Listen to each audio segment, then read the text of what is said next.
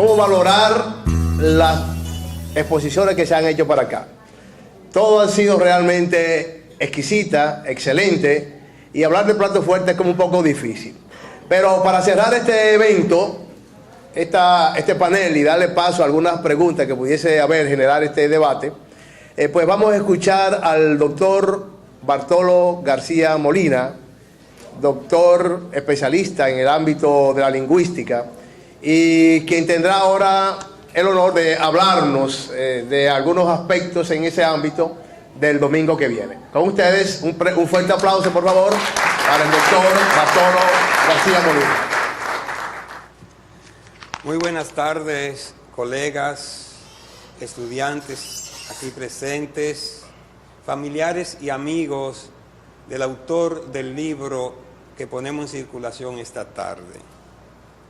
El primer pálpito de esperanza de calidad literaria de este libro me vino cuando vi el nombre del prologuista, mi admirado amigo Alex Ferreras. Acicateado por esta esperanza, leí con fricción el libro, guiado por algunas preguntas. ¿Por qué este título? ¿De cuáles estrategias discursivas se vale el autor? ¿Qué novedad presenta este libro? ¿Cómo es el mundo semiótico que se crea o se recrea en el texto? ¿Cómo se construye a sí mismo el enunciador, sujeto narrador de estos cuentos? ¿Cuáles contactos o evocaciones polifónicas pueden suscitar los cuentos que componen este libro? Al final de la lectura he encontrado respuestas muy gratificantes para todas mis interrogantes y he reafirmado mi convicción de que no se debería abordar un texto desde una guía a priorística, sino desde una teoría o por lo menos desde una batería de interrogantes que por cualquier razón le surja a cada lector. Debe ser una primera lectura la que nos indique las aristas relevantes o interesantes para abordar el estudio a profundidad de cualquier texto. En otras palabras, es el texto el que sugiere una determinada lectura a un determinado lector en un determinado momento. En el caso del libro que nos ocupa, y en mi caso en particular, me gustaría abordar la multiplicidad de aristas que me surgieron en el proceso de las 3 lecturas que le di al texto. Pero por el factor tiempo solo voy a esbozar la que más me impactó: la luz como un don del sol, o el sur como un don de la luz.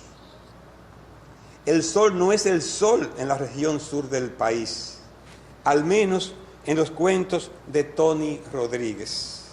El sol es mucho más. El sol es omnipresente y omnipotente en estos cuentos. Inunda de luz todo el universo sureño. Es el dios de la región, como Helios para los griegos, como el sol Invictus para los romanos, o como el Surya védico. Por medio de la prosopopeya, el personaje narrador logra erigir al sol en un ser omnipotente en el universo de los cuentos.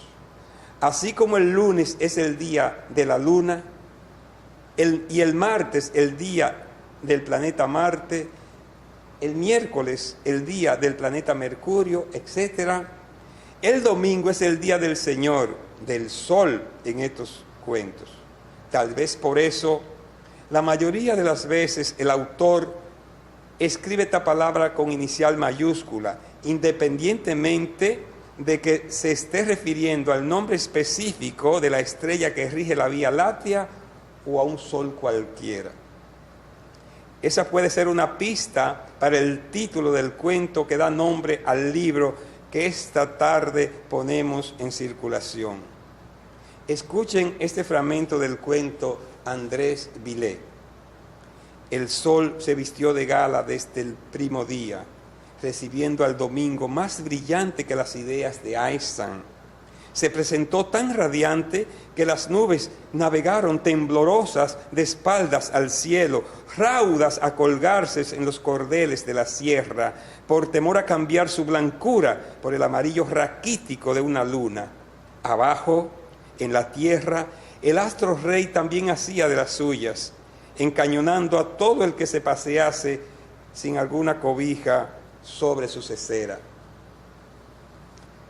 Si me pidieran un subtítulo para los cuentos de Tony Rodríguez, yo propondría sin titubear La inundación de la luz. La idea de un Dios Sol no es aislada en los textos que componen el libro El Domingo que Viene. En el 60%, o sea, en 12 de los 20 cuentos, hay alguna referencia a la luz o directamente al sol. En cierta medida, el elemento sol es el cemento que une todas las partes del libro, dándole unidad temática y coherencia global al mismo. Veamos otro fragmento de los tantos en los que el sol se enseñorea.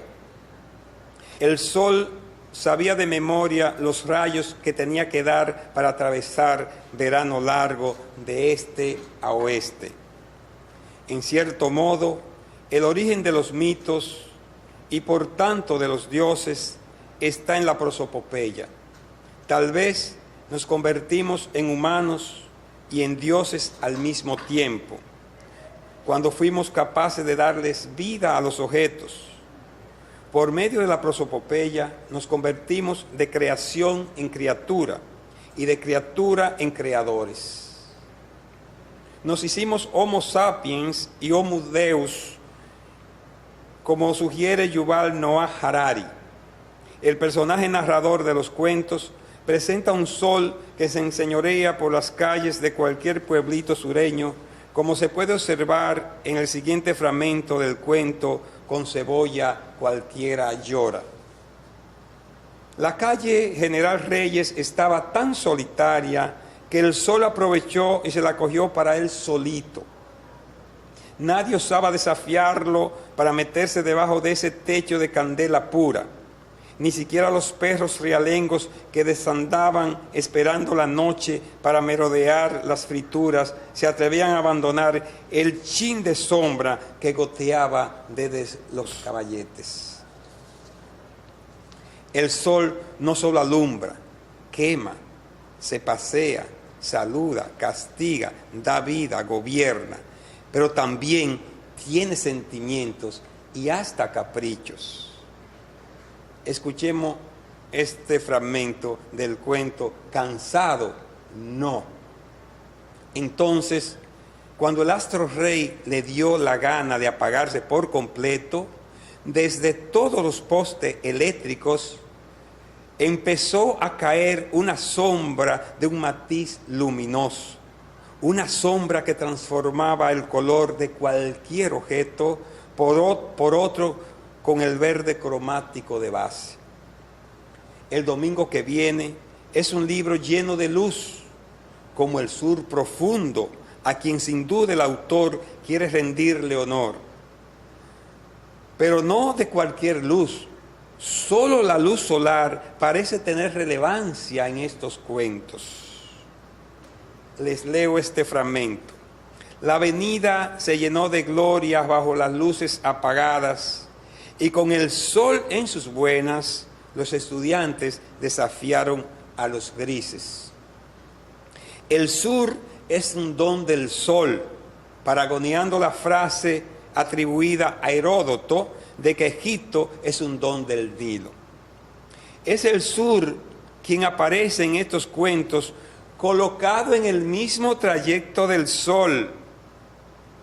Este personaje de la mayoría de los cuentos se pasea por las calles, saluda, penetra las casas, acaricia a los rezagados para que despierten, como si estuviera pendiente del sueño de sus súbditos. Por eso, en el cuento Los herederos del sol, Cristino recordaba con nostalgia: el sol de allá es tan de uno que se mete por las rendijas a despertarnos cada mañana. En estos cuentos, El sol es un Dios proveedor de luz y de vida, a quien el personaje narrador le aplaude hasta sus travesuras. Paso ahora a examinar una palabra clave en los cuentos que componen el libro El domingo que viene, del joven narrador Tony Rodríguez. Me refiero a la palabra crepúsculo, muy relacionada con la luz, la sombra y la penumbra. Dime de qué abunda y te diré qué necesitas precisar. Como en el sur abunda la luz, el autor reivindica el uso primigenio de la palabra crepúsculo. Esta es una palabra clave para separar la luz de la oscuridad. Ella representa la transición, la frontera o la confluencia de la luz, la penumbra y la oscuridad. De tanto acostumbrarnos a oír o a usar la palabra crepúsculo para designar una franja entre la luz y la oscuridad, terminamos asociándola con la muerte del día, con el ocaso, que es como decir, con la muerte de la luz. El autor revive uno de los valores etimológicos del crepúsculo, el paso de la sombra a la luz, el crepúsculo matinal. Mediante ese rejuego lingüístico, el crepúsculo se acerca a la aurora, al amanecer, al principio de la vida, a la luz. El crepúsculo pasa de ser una franja entre la luz y la sombra a marcar la transición entre la sombra y la luz. El crepúsculo vespertino aparece como un punto de partida hacia el crepúsculo matutino, como se aprecia en el cuento Los aprietos de Amantino, que paso a leerles. Era sábado por la noche. Desde el crepúsculo vespertino todavía colgaban primorosas las estrellas capricornianas Alfa 1 y Alfa 2, como un regalo nocturnal de aquel octubre seductor.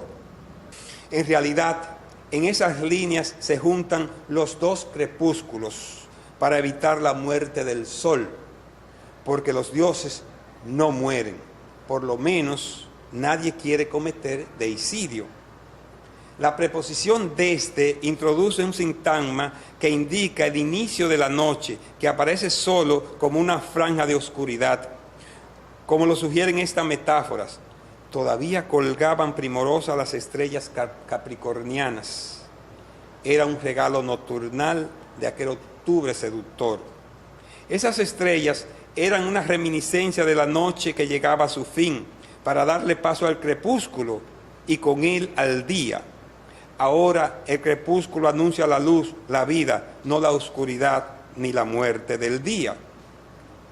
Lo mismo que les pasó a las estrellas Alfa 1 y Alfa 2 en el cuento Los aprietos de Amantino, le pasó a la luna en el cuento Más creativo que hablador. La luna estaba llena de encantos y el crepúsculo matutino la sorprendió durmiendo atravesada en las calles del verano largo. Una metáfora muy sugerente, muy creativa, muy original. Aquí el personaje narrador retoma el recurso de la prosopopeya, esta vez para darles vida a la luna y al crepúsculo, dos términos pertenecientes al mismo paradigma semántico del sol. Y es que la luz es el telón de fondo del concierto narrativo que se presenta en todos estos cuentos del libro El domingo que viene. En esta última parte de mi estudio del libro El domingo que viene, quiero destacar el encuentro entre el mito, la literatura y la ciencia. El sol ha sido objeto de adoración, fuente de inspiración artística y de curiosidad científica en todas las civilizaciones. En los cuentos de este libro, estas tres visiones se dan la mano. Si en algo han acertado las mitologías, es en atribuirle al sol la fuente de todas las formas de vida, en agradecer su luz y en intuir que todas las energías se las debemos a él. Nuestros alimentos son energía solar, o más específicamente, la luz solar combinada con otros elementos y transformada en células, moléculas y átomos. Desde esa perspectiva, el libro El domingo que viene abre nuevos horizontes por los cuales se cuela el sol como fuente de asombro que concita el nacimiento del mito, del arte y de la ciencia. Es tanta la luz que se cuela en los cuentos del libro El domingo que viene, que podríamos hacer una homosintaxis de una de las estrofas del poema Hay un país en el mundo, para ver la luz filtrándose en todos los intersticios de la vida campestre del sur. En vez de tierra por doquier, como sugiere el poema, veríamos una inundación de luz, un asombro de luces verticales, y luz bajo los árboles, y luz bajo los ríos, y en la falda del monte, y al pie de la colina, y detrás del horizonte, y luz desde el canto de los gallos, y luz bajo el galope de los caballos, y luz bajo el día, bajo el mapa, alrededor y debajo de todas las huellas, y en medio del amor. En fin, el narrador involucra a los lectores en el ambiente de los cuentos hasta tal punto que no pueden sustraerse de la inundación de la luz que penetra todos los espacios. Mi tesis es que los cuentos del libro El domingo que viene obedecen al impulso demiúrgico que produce en el autor su amor y el apego a la región en la que nació, creció y se transformó en el intelectual y escritor que es hoy, y a la cual él vio decrecer, languidecer, en lucha permanente por no perecer. En su subconsciente, el sol es omnipresente y omnipotente, por lo que le erige el altar de sus cuentos para que gobierne. Por eso, la voz narrativa nunca reniega de la luz solar, a pesar de que, como dice el apóstol de la libertad, el sol quema con la misma luz con que alumbra. El sol tiene manchas, pero la voz narrativa prefiere obviar las manchas y disfrutar y agradecer la luz, como hacen las almas agradecidas. Por supuesto, la luz y el sol no son solo las únicas aristas dignas de tomarse en cuenta en un estudio semiótico y sociolingüístico de los cuentos de Tony Rodríguez. Las lecturas que hice de los mismos me sugirieron otras aristas, tales como los arcaísmos, los regionalismos, el folclore, las marcas cronológicas o la ansiedad temporal, como en Azorín, la onomástica, la polifonía, el arraigo y el desarraigo, la nostalgia, etc. Obviamente, tenía que elegir una de esas aristas por el factor tiempo. Me decanté por el sol, por la impresión que me causó la brillantez con que Tony Rodríguez maneja el juego de la luz.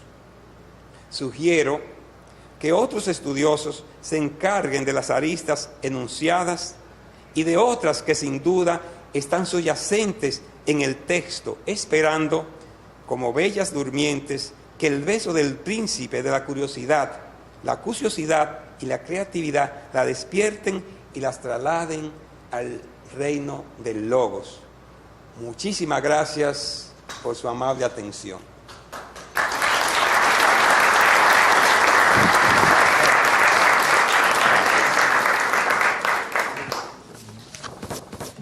Bueno, sin comentarios, ¿verdad?